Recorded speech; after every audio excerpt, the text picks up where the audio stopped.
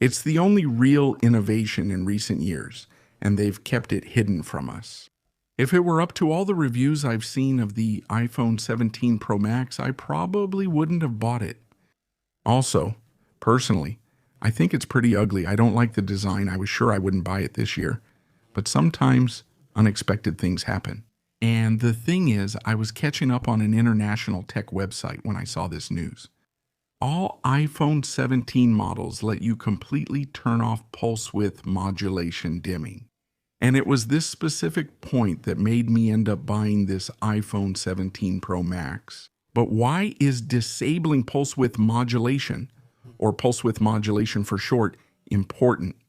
By the way, I'll explain later how to disable it, since it's a hidden feature. It's so important, and in my particular case, it's something crucial. Well, in this different review of the iPhone 17 Pro Max, I'll show you the real scope of Apple's only true innovation in recent years. And that, incomprehensibly, is only just barely starting. And before we get to that point, take a look at the design. We've switched to aluminum, which honestly feels a bit less expensive, a bit less luxurious in the hand than titanium or even stainless steel. Although this, along with the vapor chamber, helps the heat dissipate more effectively. And something else I like is the screen, which is completely flat, unlike the rest of the edges, which are a bit more rounded except for the camera module. By the way, this is Apple's most anti-reflective screen, but there's a bittersweet aspect I'll mention later. The button travel's really good, it feels very solid, and the click is probably a bit more audible than in previous models. I guess it's because of the change in material, since now all the buttons are also made of aluminum. In the hand, it feels good considering it's the largest size, the 6.9-inch one. And I'm surprised that it weighs a little less than my previous iPhone 13 Pro Max. I mean, it doesn't reach 240 grams. But let's get to the reason why I bought this iPhone 17 Pro Max, and that's the deactivation of pulse width modulation.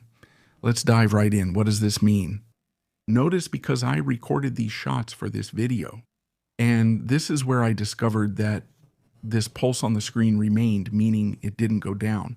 Like the rest of Androids, in fact, here you're going to see my Vivo X200 Ultra, which, like any other Android phone, or even like any iPhone until now, this flicker on the screen, as you can see, is continuous. It doesn't stop at any moment.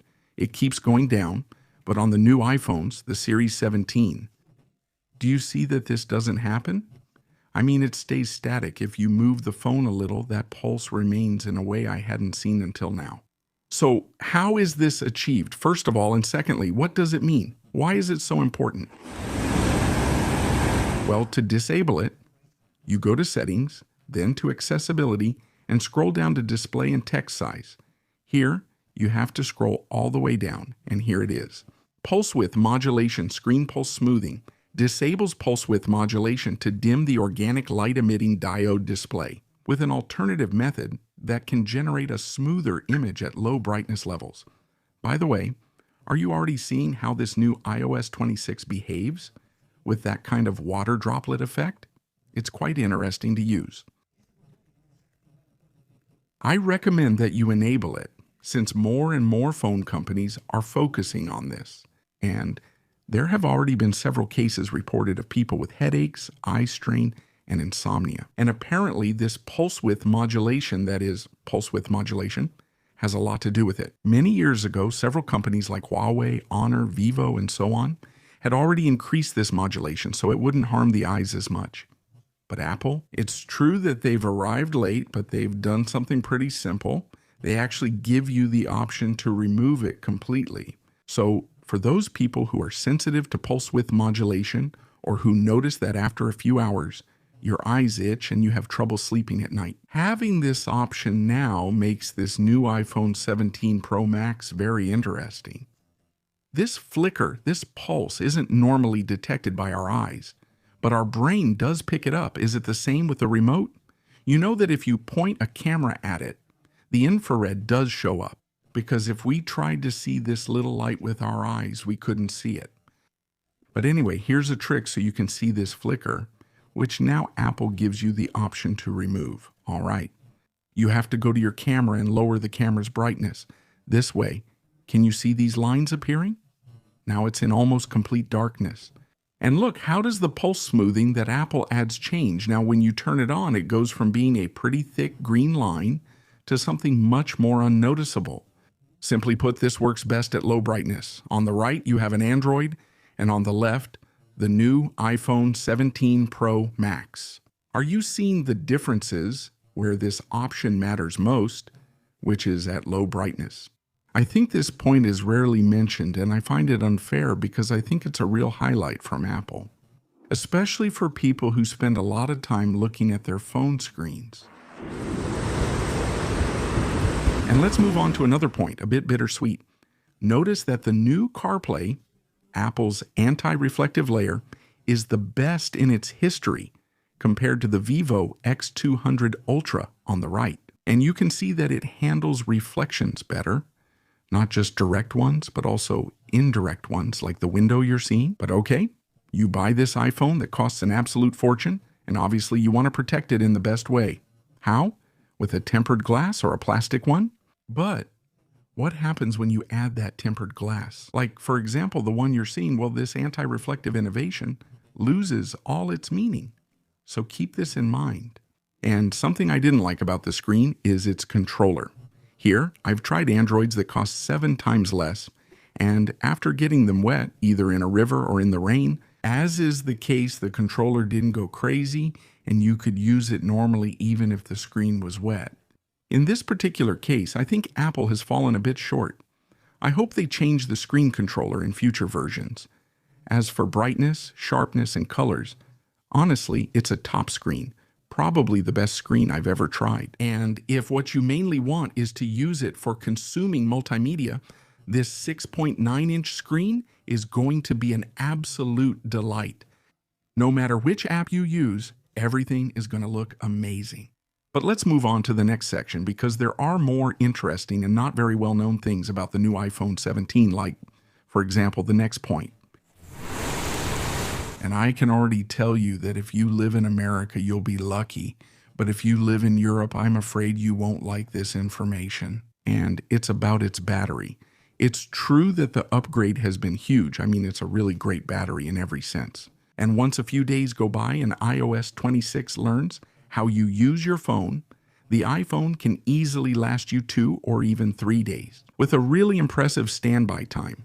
By the way, I recommend that if you're going to use the global positioning system, turn on the power saving mode because it will last you much longer. But this is where the bitter part comes in. And that's because in Europe, due to the intense regulations, they've been forced into a single model and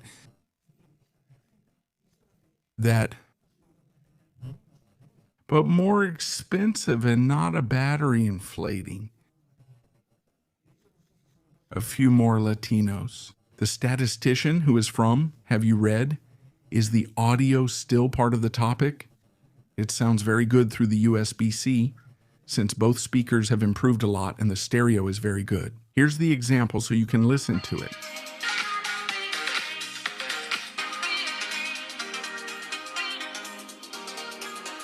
And another section that I really liked a lot is the cameras.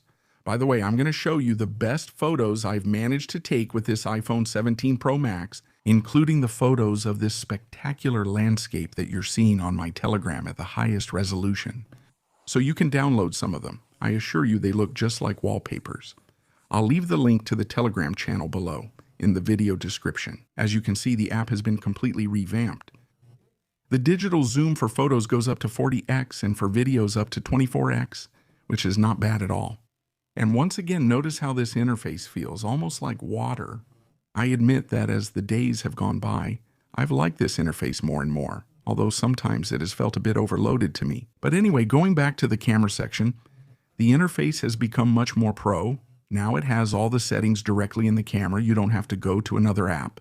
The styles have also been improved. And does it have any tricks like the one you're seeing here? You press this hexagon and it creates a space scene and gives it a certain 3D effect. I think LG did this about 10 years ago, but anyway, now Apple has improved it.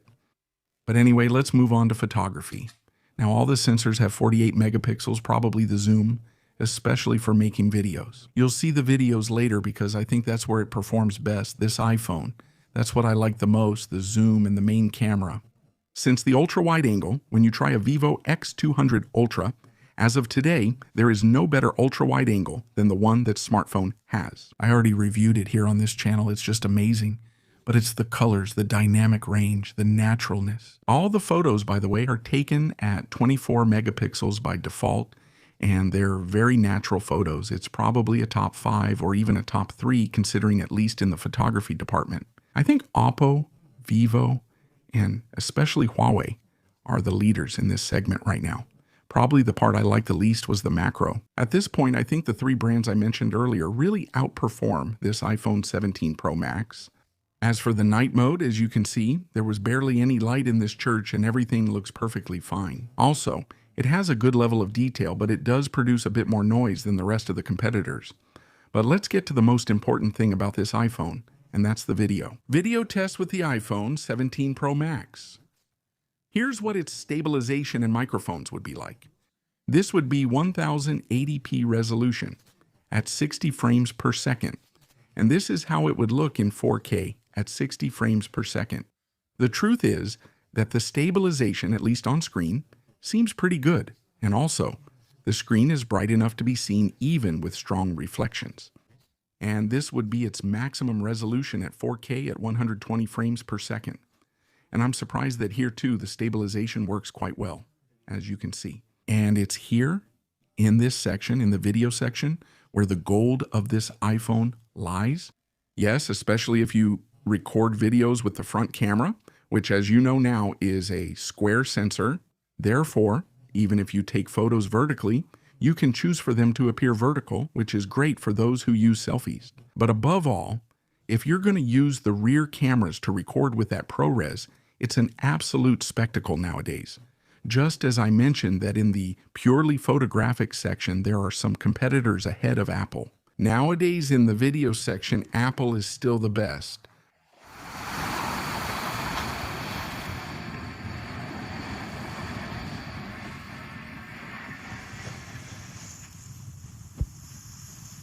I'm not going to focus on hardware and software because it's easy to explain. Is it the most powerful iPhone ever? Any app is going to work great, like Instagram, for example, but this iPhone is designed to work on a big scale. The app is harder, for example, with this new artificial intelligence. In fact, both the RAM and the GPU, everything related to AI, has been greatly updated, really empowered by Apple. In these areas, there's been major progress, especially with the GPU. Long term, according to the technicians who know more about this, improvements are expected. It's going to be quite favorable for implementing new things related to artificial intelligence. By the way, it also has a chat generative pre-trained transformer installed, but at least for now, I don't know if they'll fix this in another version. It's very slow, slower than the other one. And also, the photos have lower resolution, you see? 1536, and the one from chat generative pre-trained transformer is 1024. That is 1 megapixel compared to the 2 megapixels of Apple's artificial intelligence when it comes to removing objects. By the way, you should know that it can do it very quickly. Even airplane mode is now compatible with writing directly to Siri. Apple is also late here, but appears to be catching up with artificial intelligence. But to run any kind of app, this iPhone is like a rocket. Obviously, not just apps, but games too. It will be able to run all of them at the maximum frames per second. And also, with that new design in the vapor chamber, I haven't noticed it getting excessively hot like it did back in the day with the iPhone 15 Pro Max. If you want it, let me know soon. I hope to compare it with the Vivo X200 Ultra, which has the world's best camera, or at least one of the best compared to this iPhone 17 Pro Max. And I assure you the winner is going to surprise more than one person. But anyway, let's talk about the price of this new iPhone beast. And as you can see, starting at 1,469 euros, and it can go over 2,000, with the new 2 terabyte capacity version. I think Apple has segmented its phones. Now, if you want something nice, something stylish, you have to buy the iPhone Air. But if you want something powerful, it's going to look bulkier. But it's designed for that, precisely for power. And that's the iPhone in its Pro and Pro Max versions. In conclusion, if you want the best video camera available today and unmatched power, this iPhone 17 Pro Max with its huge battery, also With that asterisk, since I live in Europe, it can be a great option to consider, especially if you like using its operating system. Although you already know that if I bought this iPhone, it's because of that hidden feature, that hidden mode, where you can disable pulse width modulation or pulse width modulation. Anyway, I hope you enjoyed this video, which is a bit different from the other iPhone videos you usually see on this platform on YouTube. I've uploaded the best high-resolution photos to Telegram. Find the link in the video description. Subscribe if you haven't yet, and leave a like to support more recordings in these pretty humid conditions.